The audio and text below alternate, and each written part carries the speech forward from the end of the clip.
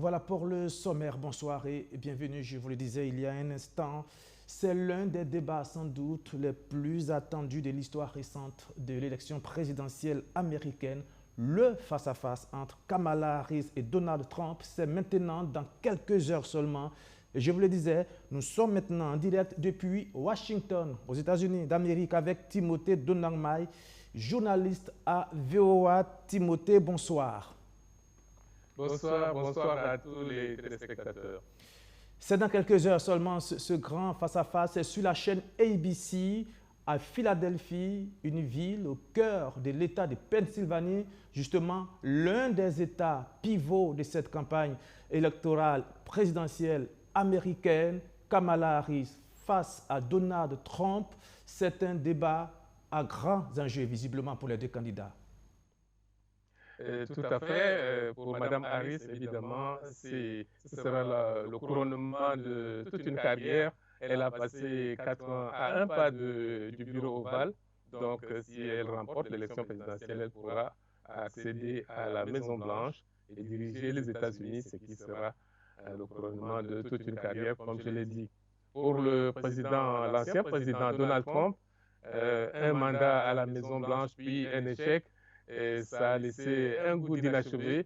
Donc, l'ancien président tient absolument à son second mandat et c'est pour ça qu'il est en campagne. Donc, comme vous le voyez, l'enjeu de cette campagne électorale n'est plus à déplorer. Il faut dire que pour les irréductibles de chaque camp, démocrate ou républicain, ce débat ne va rien changer. Mais pour les indécis, dans les États pivots, les swing states, en plus de la Pennsylvanie que je citais il y a un instant, il y a l'Arizona, la Caroline du Nord, Georgie, le Michigan, le Minnesota, le Nevada et le Wisconsin. Est-ce que ce débat-là va peser dans le basculement de ces États-là dans un camp comme dans l'autre, bleu ou rouge? On le verra après le débat, mais une chose est sûre, les deux candidats dans les sondages actuellement sont au coude à coude, si bien que chaque voix compte. Donc, si le débat de ce soir permet de persuader quelques indépendants, quelques indécis à opter pour l'un ou l'autre candidat, cela pourrait faire toute la différence. Quels sont les thèmes importants qui seront abordés au cours de ce débat-là? C'est les thèmes habituels, l'économie nationale, la politique étrangère, les droits reproductifs. On sait que la question de l'avortement est au centre de cette campagne électorale. Et donc, toutes ces questions vont être abordées, la politique étrangère avec l'aide à l'Ukraine, la situation au Moyen-Orient.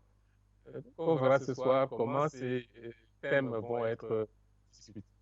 L'immigration aussi, et puis l'avortement, vous l'avez dit. Est-ce que pour chaque candidat, il y a des thèmes pièges sur lesquels l'un ou l'autre candidat pourrait être en difficulté? Alors, pour l'ancien président Donald Trump, l'une de ses questions difficiles, c'est celle de l'avortement. L'ancien président Trump a réussi à envoyer des juges conservateurs à la Cour suprême qui ont aidé à annuler l'arrêt Roe v. Wade qui permettait l'avortement aux États-Unis. Donc cet arrêt a été annulé. Mais maintenant, constatant que la question de l'avortement revient en force, l'ancien président essaie de ménager la chèvre et le chou. Il dit qu'en fait, il veut que la question de l'avortement soit laissée aux différents États, que les États puissent trancher cette question. Donc, c'est une question qui est un peu difficile pour lui. Pour Mme Harris, elle est vice-présidente du président Biden, donc depuis 4 ans.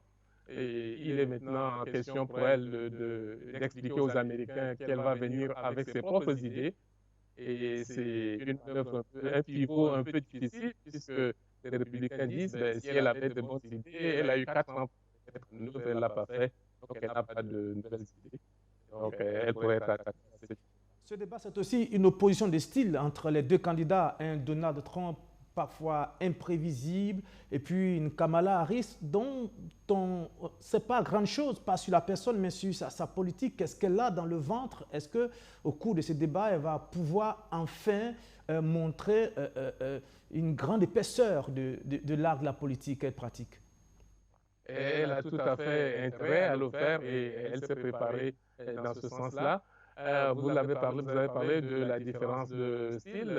L'ancien président Donald Trump, oui ou non, mais il faut dire que son équipe de campagne a passé toutes ces dernières semaines à insister, à lui dire de se maîtriser et de ne pas se calane, de se concentrer sur les idées de fond durant le débat et de ne pas se laisser distraire. Donc, on verra si l'ancien président a retenu ces instructions-là ce soir.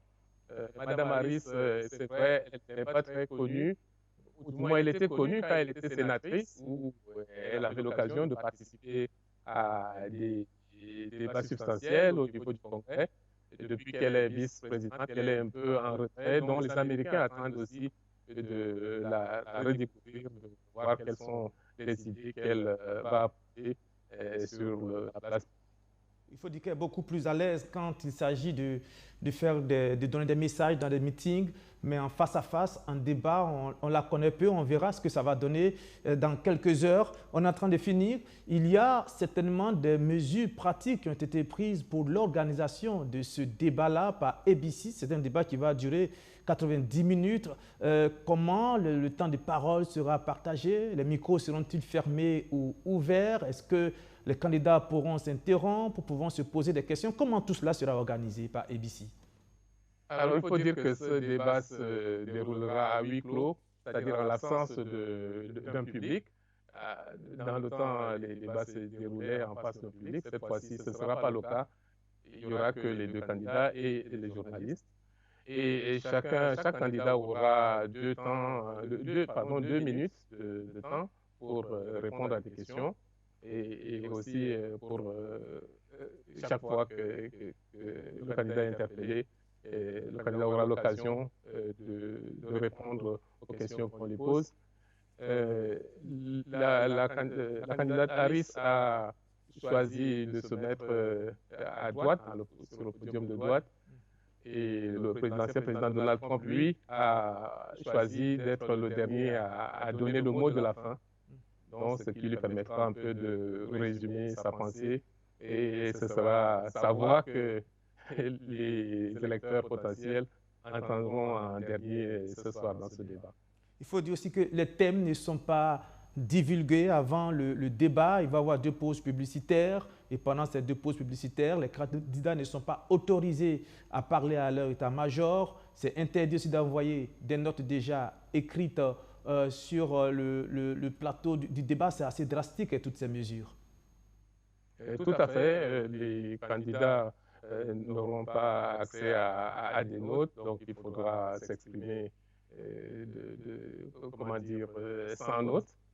Mais bon, c'est 2 personnalités de la politique américaine qui sont rompues à ce genre d'exercice, donc il n'y a pas trop d'inquiétude de ce côté-là. Si vous deviez donner un pronostic, on est en train de finir, qu'est-ce que vous diriez, Timothée?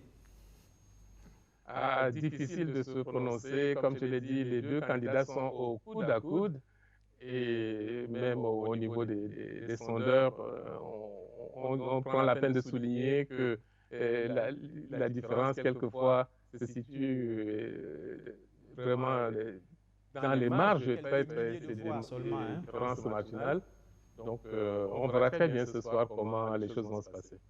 Voilà, merci Timothée Donangmaï, journaliste à VOA depuis Washington, les États-Unis d'Amérique. On espère pouvoir vous retrouver demain pour le débriefing de ce débat-là.